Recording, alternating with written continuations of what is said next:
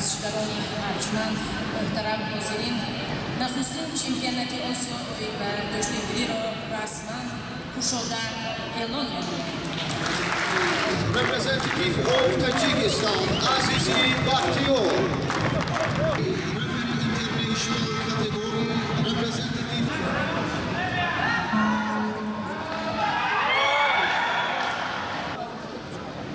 Davlat Hemrakuliyev.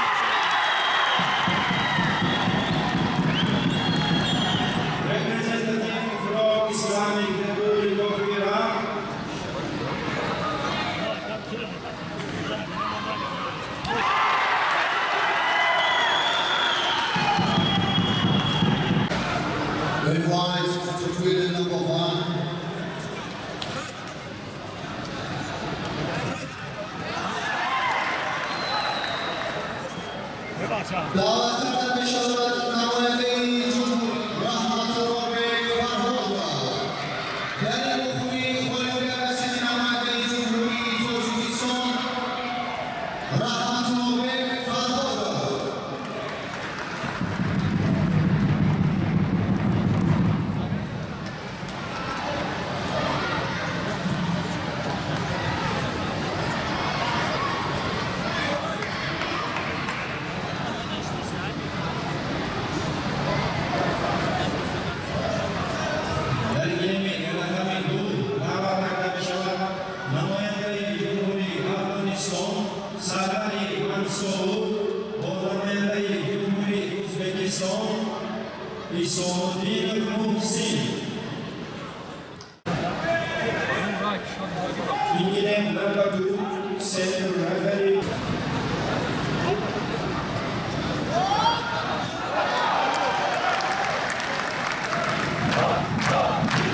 Zemlíně reprezentativ from Uzbekistan Bozor Umar.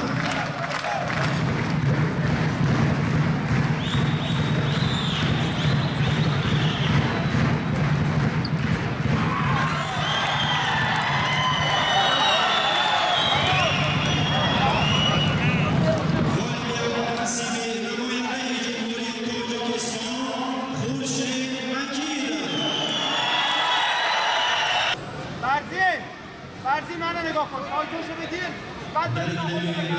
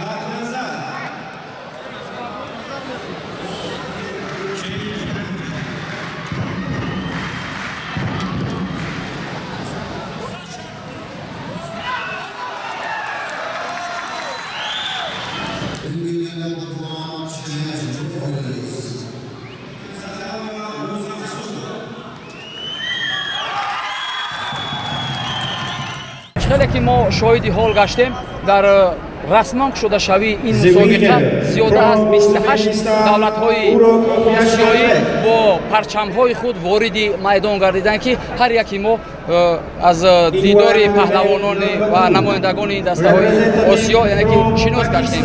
باعث افتخار است که امروز این نمودی ملی اجدادی ما بر بین المللی برآمده و دولت‌های خارجی توجه به این نمودی ملی اجدادی ما می‌کنند. امروز از تیم منتخب جمهوری تاجیکستان 20 نفر ورزشکار، 18 نفر پسر و 2 نفر بانو پهلوان بباشند که تاجیکستان را معرفی می‌کنند. یکی از پهلوانان معروف جمهوری خورشید مجیدوف، میرزا جمیل رمضانوف، اقنظر نظرов، رجب قمروز، خلیفاев مولا رجب، کریموف مسلمبек پهلوان‌ها هستند. البته 20 نفر پهلوان انتخاب شده است که پهلوان‌های تصادفی نیستند.